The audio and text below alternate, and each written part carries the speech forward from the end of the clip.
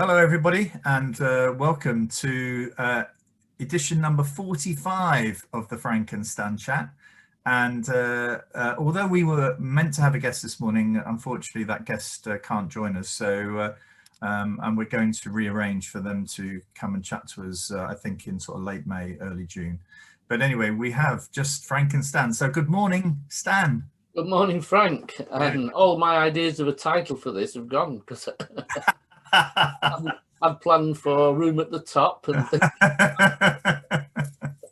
Oh, well. Again, we have masses to talk about this week with the return of all of the students and pupils will be back by now, and of course there's been some ups and downs as they return. But we're gonna. I think you and I have had a couple of long Zoom conferences, yes, which I think we're going to chat about today. So anyway, what's caught your eye this week, Stan? Well, there are two things. One is it an admission that from Ofsted that actually they have recognised that schools in challenging areas are not getting maybe the grades they deserve, and that it's patched up by raising the leadership judgment, which to me, I tweeted this last night, sounds like clapping the NHS but not giving them a pay rise. It feels in that same scenario. And the other thing was Jenny Jones wanting a curfew on all men after 6 o'clock. Well, because of that terrible incident regarding that young woman who clearly was murdered. Yeah. Which obviously you feel empathy for, but it's not that unusual. So why a law now and why all men? Yeah.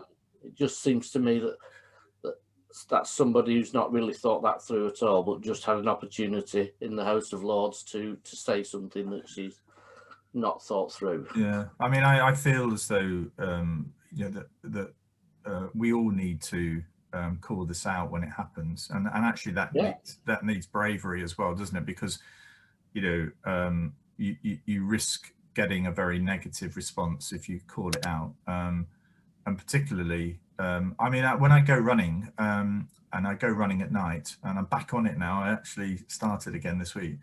I am very conscious of giving a very wide berth, and actually sometimes actually when I'm coming up to, it doesn't have to be a woman, but coming up to somebody at night, I often cough just to sort of make people aware of the fact that I'm there, because I know that when people go past me at night, it's a bit of a shock, when you turn around. So I think there is a calling out that we, not calling out to women, but the way that we need to call out when we see this sort of behavior from men to women. Yeah, well, I have to say, Frank, I know it exists, and I know some of the statistics that have been thrown about are terrifying, but it's not something I see. Whether I'm in the wrong places, I don't see women being harassed by men in my. I have to say I have seen it, and I've seen it, recently. And and actually I think some of it is quite subtle as well, because I mean, this morning a woman was mentioning about how cars slow down, and it's whereas before it might have been a whistle, but now there's that sort of there's also other sort of more subtle sort of reactions, and actually it makes me feel that I remember feeling, I've never said this before, but actually on reflection I think I was being harassed when I was in Ofsted, and I should have called that out, but I didn't. But actually a lot of it was quite subtle, and I feel as though having experienced that side of it, that actually and that was awful, how that must feel if you're sort of, if this is consistently happening, not just because I was being harassed by one person, but this is sort of like more endemic, it must be really awful. And if the statistics to be believed, and I don't see why they shouldn't, then there's something in education that we need to definitely. And actually, it's important that you know, we ensure that women have the opportunity to rise up the ranks. I think I remember Jenny Webb many months ago talking about, you know, all of this and the power of having women in authority and having successful careers, you know, ones that are fulfilling, is really important, an important signal to young men, to boys, in terms of seeing, you know, sort of women, you know, leading organisations and what have you. I think I said to you either last week or the week before, the vast majority of people who've managed me in my career have been women. You don't think about it until somebody asks you the question, but only towards the very end of my career were men my line managers. Well, the thing is, this is getting me onto the next issue. Well, the TS and Schools Week published, because the annual reports, the financial reports are out now of multi-academy trusts, you know, the highest earners in those multi-academy trusts, and I think the top 20 were all men. Yeah. You know, and in a way, you know, I remember when I was the CEO of the co-op in the very early days, I was approached by a group of CEOs who wanted me to join a rather select group, and I thought, oh, I'm not having any of that. But actually, a few of those are in that list of 20. And actually, it's always one of these sorts of issues for me that two things: the fact that I have worked with some amazing women in the Co-op Academies Trust and in the world of academies, but it is disappointing that more of them are not getting some of those senior posts. I hope that number is increasing. But the other thing is that the salary issue was one, because I always took a view, well, I was the highest paid worker in that trust. Yeah. But actually what we did was we aligned it to a proportion of the highest pay, lowest paid full-time worker in the trust. So there was a factoring in of that. And actually I think and we published that and made that very clear. It still meant that my salary was a really good salary. I could never have imagined when I started off as a teacher I'd be earning that. But actually I felt the responsibilities were quite significant, because you were also having not just to deal with the trust, you have the co-op as well, you know, and all the reputational risks associated with that. So, but anyway, that's another thing. But actually, I think that it's really significant that women, you know, have not reached those senior positions in some of those largest trusts. I don't know. I said all of them. I think, well, the vast majority of them, when I look down the list of men.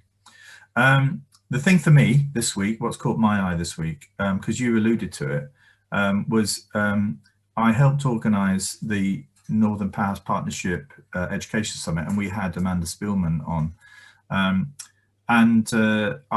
I was asked to do the follow-up questions to her presentation. And I was really what caught my eye was the point that you made around leadership and management being a bit of, I don't know if you remember, it felt like it was a bit of the capacity to improve judgment had crept back into leadership and management. Yeah, well, we'll give you know, I know it's really tough, but you're doing a really good job. So we'll give you the good capacity to improve, even though we'll say you're not a good school. And it felt exactly the same, didn't it? Yeah, yeah. As I say, it's the clap for the NHS. It's well meant, but actually doesn't do what you think it's going to do. No, and I think one of the things that is disappointing, and I think I mean, let's face it, I've been involved in this, so you know, I'm reflecting on my ineffectiveness, shall I say? Because when I worked in Ofsted and we were developing frameworks, you know, I tried very hard I encouraged the use of contextual value-added measures, because I could see how the other measures that were being used at the time were not highlighting schools that were doing a really good job. And of course, that then fell away in the Gove era. But the issue for me was we have allowed a sort of narrative that gets to a point where an inspector rocks up at a school with half a day's preparation and says to the senior leaders and the governors, look, I know what the context of this school are like. You know, I've worked in an area like this. And actually, I think that that's a really dangerous bit of conversation, because I'm absolutely convinced that that inspector has absolutely no idea what the context of that school is. They think they know it, and actually the narrative has been allowed. And because the school's being inspected, they don't want to upset the inspector. Really, they ought to say, "Really, prove it." Yeah. Do so you know? You prove it. Answer me now the 10 questions I'm going to give you about the context of our school. And if you get those right, you can rock up. And I really feel as though, you know, and one of the questions is, have you ever taught? Where are you currently the head teacher of? And what history have you got? Don't tell me about the fact that you inspected a school like you think like ours 3 weeks ago, but where is your understanding of those challenges? I used to say when I used to run training for inspections after we'd been inspectors, was that the concept of we're working straight to a framework and context isn't important was really made my life in the school I was at really easy. But reflecting on the schools I've been at, you know, the learning environment, you know, in one school I was at in the inner city, is there a burnt out car on the playground this morning? Are there any needles left around the playground? The caretaker has to check all that before we can let the children on to the care. Where I finished up in my headship, it's, are the daffodils straight this morning? Has somebody kicked a daffodil over by mistake? Both judgments would have been on the context, would have been the learning environment. Yeah. Well, do you remember, were you involved in the inspection? I don't know if it was with you when we were seconded with Miriam Rosen in 1995-96 as additional inspectors, which is when we met. I'm not sure if it was that year or whether it was the year after. I think it was that year. When was it you that was inspecting the school in Liverpool, and the chair of governors said, we did the feedback, and they said, I think, was it you or somebody said? Yeah, well, I think you tell the story. Well, is it the one where we were using sound as the? Oh no. Well, it might have been there. I think it was there. It was there. But the chair of governors said, we said, oh, it's quite late. We need somewhere to eat, and he said. Oh yeah. He said, there's, if you go out of the school, it wasn't Liverpool, there's a pub on every corner of the street as you go along the main street there. Don't stop. Keep going to find a McDonald's.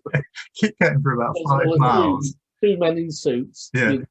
But actually that was at the end of the inspection, wasn't it? Well, you know, in a way, and in a way there's... I remember also, Frank, at that school, we did what we were supposed to do. You drove around the area before, and we parked up. I think it was actually our first meeting with the head.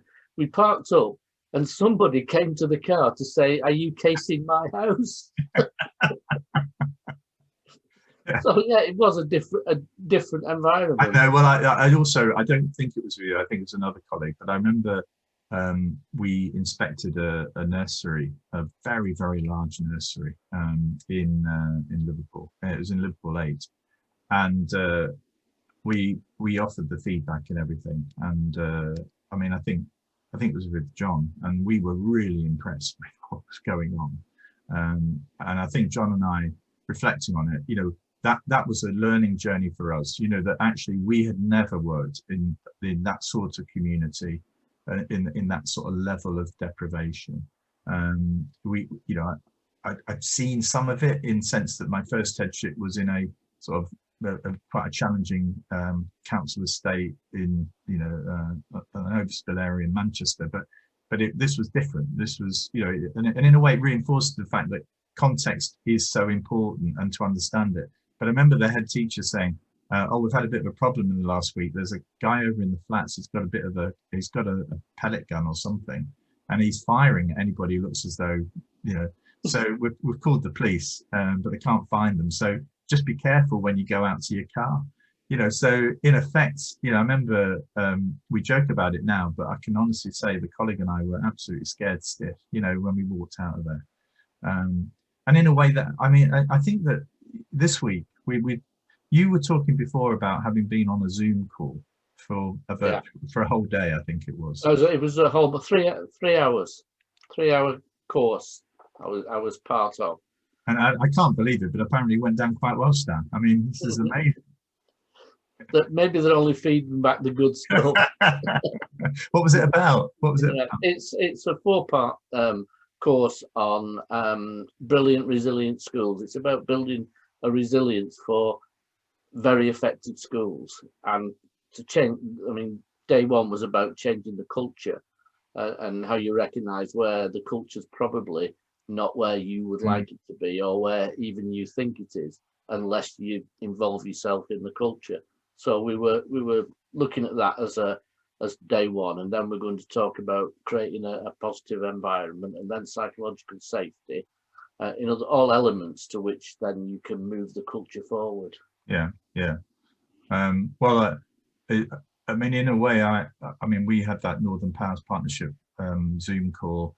I said before, I was a bit disappointed I wasn't able to respond, to Amanda Spielman on a particular question related to leadership and management, because I actually was thinking ahead of myself, and it actually made me realise how difficult these Zoom meetings are. When you're under a bit of pressure, you're not getting that feedback, and actually how that works for teachers having to teach on the Zoom.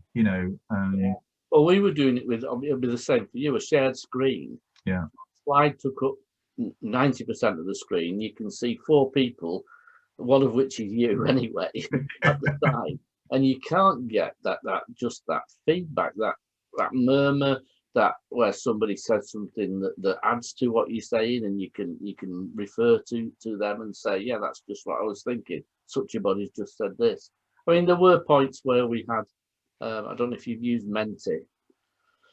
Menti's quite good within Zoom, because it's a different program, but you can go online and get everybody to go online and post their comments, and it's live, and it comes on screen live. So that's quite positive. And we have breakout rooms, but I know people have various views of breakout rooms.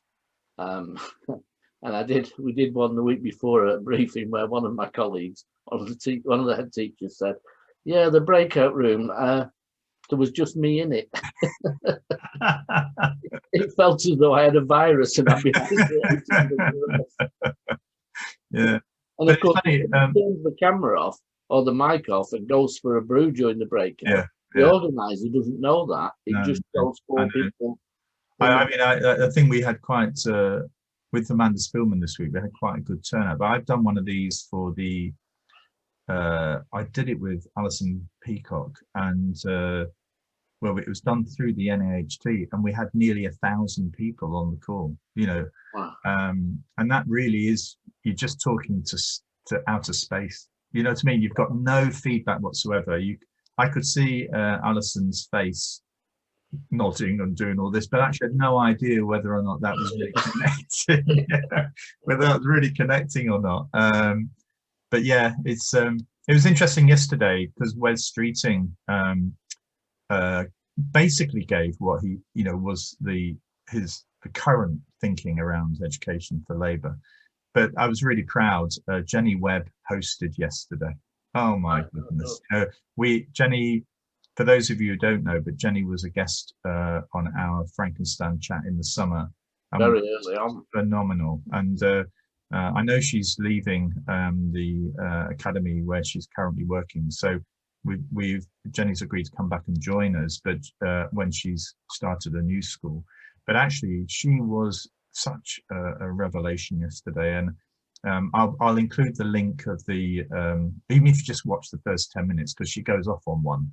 And it's really fantastic. It's just from the heart. And it was an amazing, she is an amazing leader and thinker. Really got a lot of time for her. But it's wonderful just to sort of join it up. We've got, this is such a talented woman that we need to, give a platform for these women to actually influence more strongly the future direction of education. And what was great yesterday also, Alison from Sandylands. Yeah, she Alison was on our course. Oh, was she? Well, she was also really, really good. So it was a sort of nice top and tailing of it. and I felt really sort of proud to have been able to connect, these two women into what was a really important conference about context.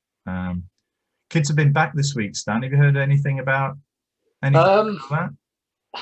No, we've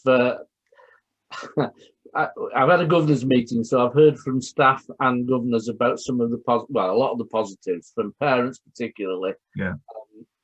Thanking the school for everything they've done, thanking them for the live lessons, etc. But also saying, which I found funny, it's great not to have to make sure you've not left any washing or anything else. But and I thought, I obviously make sure there's nothing behind me that's a mess. But I hadn't thought of if you've got 3 children and you've got 3 different lessons going on in 3 different rooms, there's no room for any mess. I know, but also the challenges around that. I mean, this, it was sad this week. I saw a tweet from the school saying, will students who have been using a laptop or a device this week, can you please bring them back on Wednesday and hand them into whatever? And I'm thinking, yeah, well, what's the school going to do with them? I know. Are they going to go into a stock room then, in case it may be that they want to use them more widely. I'm trying to give the benefit of the doubt to the school, but it was more the symbolism of it. In this in a way, there was a bit of discussion yesterday on our conference about, for heaven's sake, let's not call it catch up, or there's loads of the narrative, loads of this. These words matter, don't they, to children? And actually, I think that this is about sort of moving on. We are where we are. Yeah. We're basically taking some really important devices away from families that haven't got them. What we do. I use the sort of similar of, if you've got a child who joins your class in normal circumstances, who you find is not up to speed with the rest of the class, it's sorted. You don't stop. You don't put in catch-up lessons. You don't. You manage the teaching and learning, so that child is able to work at their level and speed up to get up to the. It's not something that the idea of stopping everything else while we catch up seems to be, well, we're going to stay behind then, aren't we? Because we're using the time now to fill in time we've lost. Yeah, it's funny because sort of catch up for me. I mean, it's about enrichment, isn't it? That I hope that Kevin Collins, just gets rid of all this bloody rubbish around getting the kids in the summer. I can tell you now, I mean, I think I told you that Domo, our son, was invited to a sort of gifted and talented event in Stockport during the summer when he was in year 8, and he said, I'm not doing that, I'm not going to SWAT school. Now, there are other kids that would say, oh, that's great, I'd love to do that. But there are other kids equally in more challenged communities where they'll say, oh, that's great, but others will say, I don't want to do that. And actually that therefore means it's really it has the potential to just enhance those who want to do it, and if they want to do it, they're going to do it, and we need to just open stuff up for young people. For the summer, I mean, in my previous life, outdoor education was one of the areas that I covered, and there are 4 centres, or possibly 3 now, in Lancashire that have been dormant all year.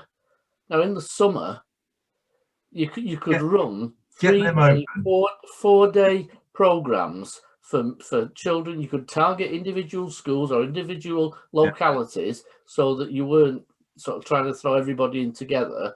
But you could do a program with that would run the whole summer. Perhaps everybody going 4 or 5 days and learning. Or just going for 1 day, Stan. Yeah. It doesn't involve any overnights. You're in there. The cost is the coach here, get you up there, get you back, and then let's just rock these families out, these children out there, and give them that experience. Yeah, because that's about socialization. It's about leadership and management. It's about decision making, and it's all there. And all the equipment, everything is just lying unused at the moment.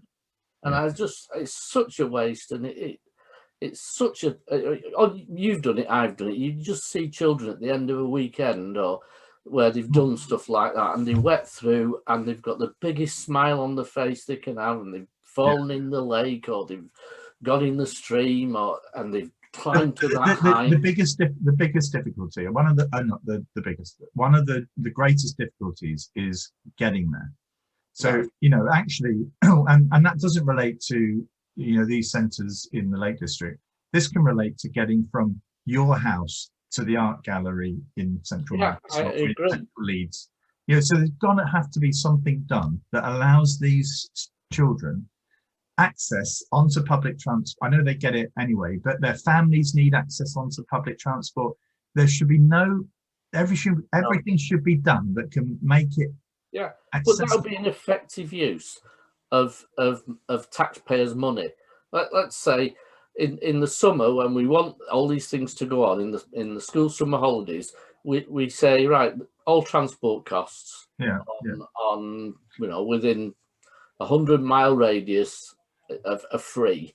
All museums are free, any all like baths, swimming baths, leisure centres, everything. We're going to pay nationally for those to be open, so that everybody's got a chance to go and do something different. I do think, I know I get your one day, but there is something also about but there's also the difficulty then about staying overs and things like that, which adds a sort of different dimension to it, doesn't it, really? It does. I just think that's it doesn't change the cost of transport if you stay overnight or if you stay for a couple of nights.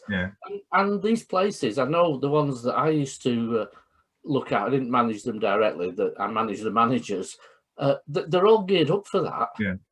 They can put a program together, they can arrange transport. They've got their own minibuses, most of them, to do transport around the place. In fact, one of them goes to pick schools up. I suppose at the end of the day, you can't, I don't think you're in a position to force anybody to go. So, you've got to make it look attractive, and actually you've got to make it look attractive to those who are the most difficult to engage, And I think that those sorts of activities are likely to do that. And if you can then set something out so it actually looks fun, it's going to be free, it's very easy to do, you're going to have a great time, you're going to learn something, you're going to learn something. Going with your mates. That's the other thing. We're not sending you off to a camp where you won't know anybody. I think that's really very important. In the area, you could do it by a set of streets, or you could do it through a school, through a high school. I just think it's an easy way. It's better than the concept of a summer school and buying tutors in and how much we're paying for all that. And also I do worry about. Let's just finish here because we've got word of the week to fit in, but it links in, doesn't it? You found the Zoom call really challenging. Teachers doing this for 3 months, and actually, we need to really acknowledge, that their sort of fatigue levels, and actually, any thought that we should just pay the teachers a bit more to come and do a bit of stuff in the summer, I think that is completely misguided. We need society to pick it. We need everybody, if they want to do that, they want to get involved, that's fine. But there should be no expectation that they have to do this. Anyway, word of the week. Well, this is going to look scripted now, Frank. Oh, because my word of the week is endurance. And that's based on the fact that during this course this week, I was referring to the leadership of whose name I'm going to forget now, Ernest Shackleton, and his ship was called Endurance. But endurance, I think I've mixed up in the past endurance with resilience, because endurance is about putting up in a difficult situation for a long time without giving in and without giving up. And I suspect that's been more of what's been happening. People have been enduring this period of time rather than the resilience to, we'll test the resilience now that schools are back fully open, and can we spring forward into where we want to be? That's the test of resilience, I think. Right. I think endurance is what we've gone through. Well, mine is context. and the work that I've been doing has really just reinforced the complexity of it, and the need to really get under the skin of it, and not to jump to conclusions too soon, because I think, well, sadly, it's taken me 40 odd years as a teacher to really understand it. Perhaps it's a journey that you go on. Perhaps the experiences you have provide you with just different shades, and you see things slightly differently, in different settings, and all of that then just washes over you, and then think, oh God, I was really just at a very superficial level of context, when I was doing this sort of work.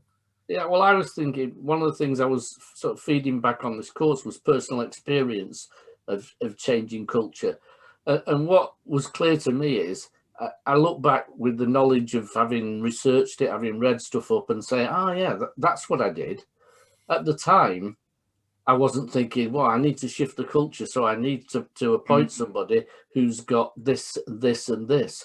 It was a gut reaction that was like, yeah, that's the sort of person I want to working in my school. I want to work with. But on reflecting, and the whole Shackleton thing is like that. Shackleton, I am absolutely sure, used his guts, but the analysis of his leadership is stunning. It really is stunning. And the thing we left with them was an advert. I don't think I've got it in front of me. The advert he put out for his crew, which kind of said wanted men, which you might not be able to do now, long dark nights, very cold, very wet, low pay, risk of death fairly high, reward, possible honour after you finished, apply to. Right. That was the advert. And he got hundreds of applicants. Yeah, well, and at the interview, because he had eminent scientists as well who wanted to go to the south, to Antarctica, and he'd say to them, right, you tell me what you want to do, you show me the equipment you want to take, right, get up on the table and give us a song at an interview, because he knew that you had to do all things and you couldn't be a shrinking violet and they were 2 years on the expedition, never got to Antarctica, stuck on the ice for 2 years, went across 800 miles of South Atlantic in rowing boats eventually to get out of it, and nobody died. Every single one survived. And I know when Andy Hargreaves did the talk, he compared that with Scott and said Scott achieved his his objective, got to the South Pole, everyone died. Shackleton didn't achieve his objective, everyone lived. What kind of leader would you want to follow? Before we finish, it's Diane Booth, the Director of Children's Services in Blackpool's last day today, because she's standing down, and they have the council's appointed a new DCS. But this week there was some great news in terms of the progress that the children's services have made in the last 2 years, and a lot of this is down to Diane's leadership. So just really want to acknowledge, how wonderful it's been to work with Diane, and what a fantastic leader she is. And I did work with her in Lancashire. Did you? So it's something we both know, Frank. Well, the lovely thing about Diane, she never gets ahead of herself, and she very much leads as an equal, and isn't shy in saying it as it is. She has a very particular style, doesn't she? She's quite. But anyway, I have great respect for her, and I wish her well in the future. So next week, who knows where we'll be, but hopefully we'll have an enjoyable week, and we'll have even more to talk about, I suspect, about education next week. You don't think anything's going to happen in a week? No, it'll be a quiet week, won't it? Yeah. Anyway, so we'll see you all next week. Thank you for joining. Bye, everyone. Bye.